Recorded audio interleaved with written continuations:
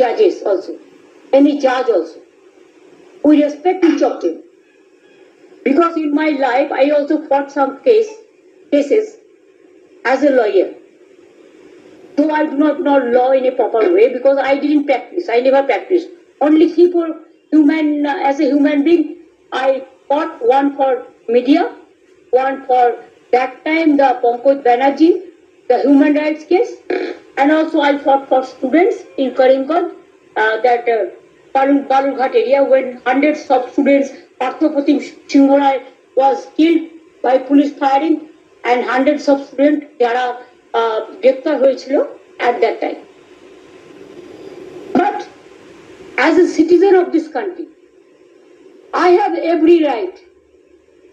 আমি কিন্তু জাজকে রেসপেক্ট করে বলছি, আমি জাজমেন্টটা মেনে নিতে পারছি। আমাদের নিয়ম হচ্ছে judiciary, we cannot criticize the judge as such, but I can express some opinion about the verdict from the humanitarian point of view, মানবিক ভাবে। আশা করি আপনারা এটাকে ডিস্টর্টেড করবেন না, misinform করবেন না। Don't misinform, disinform, or there should not be any lack of coordination gap which may create the confusion. Am I clear?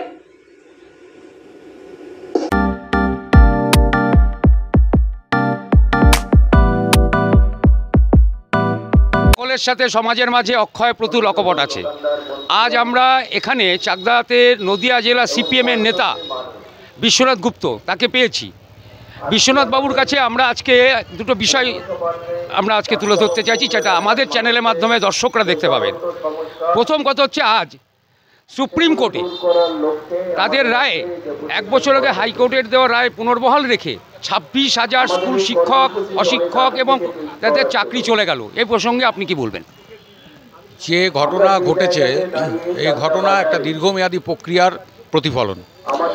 এই ঘটনা যখন হয়েছিল তখন আমরা আমাদের পার্টির পক্ষ থেকে বলেছিলাম যে পরীক্ষা 1998 সালের 1 জানুয়ারির পর আমাদের রাজ্যে চালু হয়েছিল স্কুল সার্ভিস কমিশন, সেই স্কুল সার্ভিস কমিশনের মধ্য দিয়ে যখন চালু হলো, তার মধ্য দিয়ে একটা সুন্দর পরিবেশের মধ্য দিয়ে সে তৃণমূল কংগ্রেসের লোক হতে পারে, বিজেপি হতে পারে, কংগ্রেস হতে পারে, সিপিআইএম হতে পারে, আবার আম আদমিও হতে পারে, যে কোনো মানুষ তার যদি যোগ্যতা থাকে সেই যোগ্যতা এবং দক্ষতা অনুযায়ী প্রথমে রিটেন পরীক্ষা এবং সেই রিটেন পরীক্ষার পর তারপরে ভাইভা এবং ভাইভার মাধ্যমে বোর্ডের মাধ্যমে সে হচ্ছে স্কুল সার্ভিস কমিশনে সে চাকরি পেত এবং প্রতি বছর পরীক্ষা হতো। প্রায় 15 থেকে 20,000 প্রতি বছর হচ্ছে যে নিয়োগ হতো। 2011 সালের পর প্রথম 2012 সালে হচ্ছে প্রথম স্টেট লেভেল এলিজিবিলিটি টেস্ট, যাকে বলা হচ্ছে স্টেট পরীক্ষা, সেই পরীক্ষার যে রেজাল্ট বেরোয় তাতে দেখা গেল 2012 সালের পর থেকে একটা বড় অংশের যারা পাস করেছিল তাদের ডাকা হয়নি। 2012 পর 2016 সালে যখন হচ্ছে যে একইভাবে পরীক্ষা হলো, সেই পরীক্ষায় দেখা গেল যখন ভাইভা হচ্ছে সেই ভাইভাতে চাকরি যাদের হলো সেই চাকরি নিয়ে যারা যোগ্য প্রার্থী তাদেরকে বাদ দেওয়া হলো এবং মেরিট লিস্ট অনুযায়ী যে লিস্ট বের করা হলো চাকরির ক্ষেত্রে, তাতে দেখা যাচ্ছে যে আমরা তখনই বলেছিলাম আমাদের পার্টির পক্ষ থেকে, সারা রাজ্য পার্টি বলেছিলেন এবং আমরাও বিভিন্ন জায়গায় আন্দোলন সংগ্রাম করে বলেছিলাম যে এই যা পরীক্ষার পদ্ধতির মধ্যে নিয়োগ হচ্ছে, এই নিয়োগের চরম দুর্নীতি চলছে। 15 লক্ষ 17 লক্ষ টাকা নিয়ে হচ্ছে যে চাকরি দেওয়া হচ্ছে। আজকের এই রেজাল্টের পর 26,000 যারা সুপ্রিম কোর্ট রায় দিল, 26,000-এর চাকরি গেল। ক্রন্দনের রোল চলছে পশ্চিমবাংলায়। শিক্ষক যারা হয়েছেন সেই শিক্ষক সমাজের সব থেকে উঁচু স্থানে বিলং করে থাকে অবস্থান। সেই শিক্ষকদের সম্পর্কে যে ধারণা হলো মানুষের, যে শিক্ষক সমাজকে শিক্ষিত করবে, পুঁথিগত শিক্ষা, সামাজিক শিক্ষা দিয়ে সেই শিক্ষক সমাজ সম্পর্কে একটা মেসেজ গেল সুপ্রিম কোর্টের রায়ে। প্রথম মেসেজ গেল যে এই শিক্ষক সমাজ তারা হচ্ছে যে কলুষিত এবং সেই শিক্ষক সমাজ নিয়োগ হচ্ছে টাকার বিনিময়। আজকে মুখ্যমন্ত্রী প্রেস কনফারেন্সে বললেন উনি বিচার ব্যবস্থাকে সম্মান করেন, কিন্তু এই বিচারকে মেনে নিতে পারছেন না। বিচারকে মানবেন কি করে? আসলে যে দুর্নীতিগ্রস্ত, আমি বলছি বারবার করে, করে যে 26,000-এর মধ্যে সবাই কি হচ্ছে যে দুর্নীতিগ্রস্তভাবে চাকরি পেয়েছে না, 26,000-এর মধ্যেও যোগ্য আছে, 26,000-এর মধ্যে একটা অধিকাংশ অযোগ্য আছে। ফলে এই যোগ্য এবং অযোগ্যতা বাঁচার জন্য হাইকোর্ট যা বলেছিল যে তুমি আমাকে সাপ্লাই করো, এসএসসি যা দিল, সেই এসএসসি যা দিয়েছিল সেটা হচ্ছে মূলত যে কিছু খাতা সাদা বেরিয়ে গেল, যেগুলোকে সাদা বেরিয়ে গেল সেগুলো অযোগ্য হিসাবে প্রমাণিত হয়েছে। কিন্তু যে অংশ থেকে গেল সেই অংশের মধ্যে কে যোগ্য কে অযোগ্য সেটা করা গেল না, কারণ ওএমআর শিট লোপাট হয়ে গেছে। ফলে এই ওএমআর শিট লোপাট মানে হচ্ছে কি অ্যান্সার স্ক্রিপ্টে কী লিখেছিল তার কোনো রকম এভিডেন্স রাখলো না রাজ্য সরকার বাঁচার জন্য। আসলে ওই মানুষগুলোকে বাঁচাতে হলো যে মানুষগুলো টাকাগুলো খেয়েছিল, 15 লক্ষ এবং 17 লক্ষ। আজকে সুপ্রিম কোর্ট যে রায় দিয়েছে সেই রায়ের মধ্যে বলা আছে যে এদের চাকরি বাতিল, কিন্তু আমরা বলতে চাইছি সিপিআইএমের পক্ষ থেকে আমরা মনে করি কারো চাকরি চলে যাক, এটা আমরা কামনা করি না, কিন্তু এটা আমরা কামনা করি যে যোগ্যতা এবং অযোগ্যতার ভিত্তিতেই পুরো তথ্য সাপ্লাই করুক রাজ্য সরকার, এবং রাজ্য সরকার সেই সরবরাহ তাকে করতেই হবে। আমরা রাস্তায় আন্দোলনে আমাদের অন্যান্য গণসংগঠন তারা নামবে, এবং আমরা বলতে চাইছি যে যোগ্যতা এবং অযোগ্যতার ভিত্তিতে বিচার করেই অযোগ্যদের বাতিল করা হোক, এবং অযোগ্যদের বাতিল করো, এবং সাথে সাথে যারা টাকা দিয়েছে তাদের টাকা দিয়েছে যাদেরকে দিয়েছে তাদের নাম প্রকাশিত হোক, কারণ মানুষের কাছে আরও ঠকানোর ব্যবস্থা করছে। আসলে এই নিয়োগ পদ্ধতিটা শুধু এসএসসি নয়, সামগ্রিক ক্ষেত্রে আমাদের রাজ্যে নিয়োগ পদ্ধতি তৃণমূল কংগ্রেসের কাছে একটা ব্যবসায় পরিণত হয়েছে, পেশায় পরিণত হয়েছে, এটা প্রাতিষ্ঠানিক দুর্নীতিতে রূপান্তরিত হয়েছে। যেখান থেকে আর্ন করা যায়, অর্থাৎ অন্যের চাকরি করে দাও, দুর্নীতি করে দাও। এবং আমরা খুব ব্যথিত, খুব দুঃখিত আজকে যে এই কারণে যে সিপিআইএম মনে করে যে কোনো চাকরি যাওয়া উচিত নয়।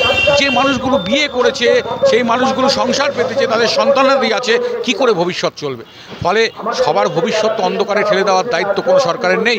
ফলে সমস্ত দায়ী হচ্ছে আমাদের রাজ্যের মুখ্যমন্ত্রী, সমস্ত দায়িত্ব এই পশ্চিমবঙ্গ সরকারকে গ্রহণ করতে হবে।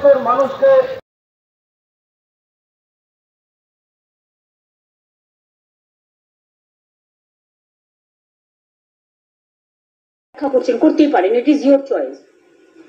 এক একটা টিভি এক এক রকম ভাবে ব্যাখ্যা করছেন। কেউ তো বলছেন 25% সুদ দিয়ে আবার কি যেন তাকে পেমেন্ট করতে হবে, হ্যাঁ, মাইনেও ফেরত দিতে হবে। আমি আপনাদের দুটো আগে কিছু বলবার আগে পড়ে শোনাই কোর্টের ভার্ডিক্ট। নাম্বার 1, এটা হচ্ছে কনক্লুশন পার্ট, 36 প্যারা। এখানে পরিষ্কার বলা আছে, ভালো করে শুনুন, আমি ইংরেজি ভালো বলতে পারি না, আমরা বাংলা ইংরেজিটা ভালো করে শুনি। As such, the appointments of these candidates are cancelled. However, please mark this point. However, candidates who are already employed,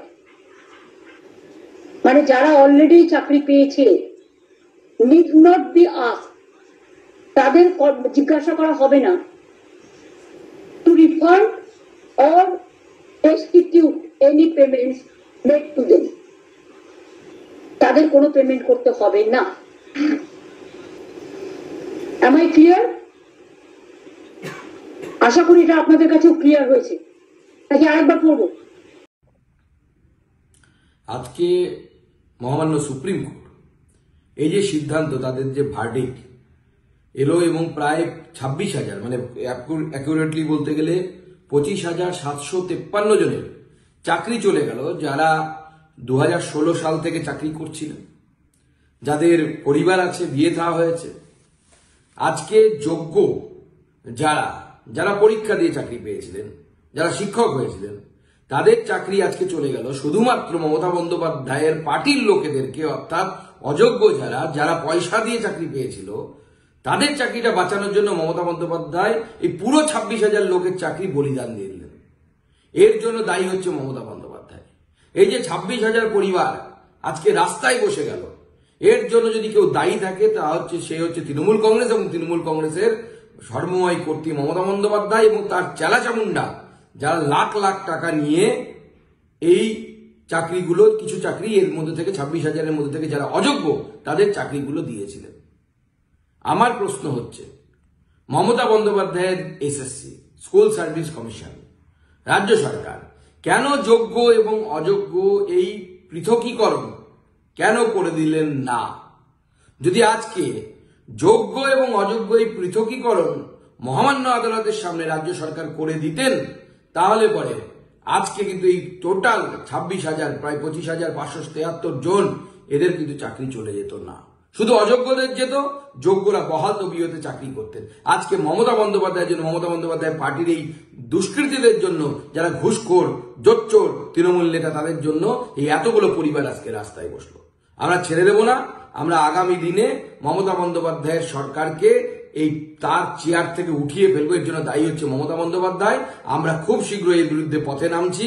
ভারতীয় জনতা পার্টি এর বিরুদ্ধে আন্দোলন করবে। রামনবমী পার হয়ে গেলেই ভারতীয় জনতা পার্টি পূর্ণ শক্তি দিয়ে এর বিরুদ্ধে নামবে।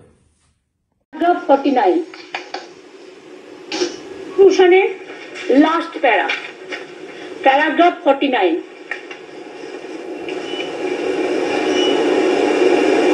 The disabled candidates mentioned in the previous paragraph will be allowed, মানে যাতে ক্যান্সেল করা হয়েছে, to participate in the press selection process, মানে তাদের অ্যালাউ করা যাবে যাদেরটা বাতিল করা হয়েছে, as per court judgment, if required, যদি প্রয়োজন হয়, with age relaxation and other concession। লাইনটা পুরো হলো, যাদেরটা বাতিল করা হয়েছে তাদের এজ রিল্যাক্সেশন এবং কনসেশন দিয়ে, আদার কনসেশন দিয়ে তাদের আবার পার্টিসিপেট করবার জন্য প্রেস সিলেকশন প্রসেসে অ্যালাউ করা যাবে। আমি আশা করব স্টুডেন্টদের স্বার্থে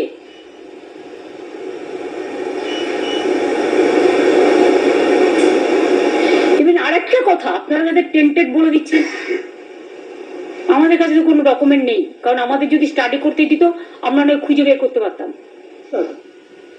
বলে যাবেন না এরা সবাই স্কুলে পড়ায়, স্কুলগুলোর কি হবে? এডুকেশন সিস্টেমটাকে কোলাপস করা কি বিজেপি গভর্নমেন্টের টার্গেট?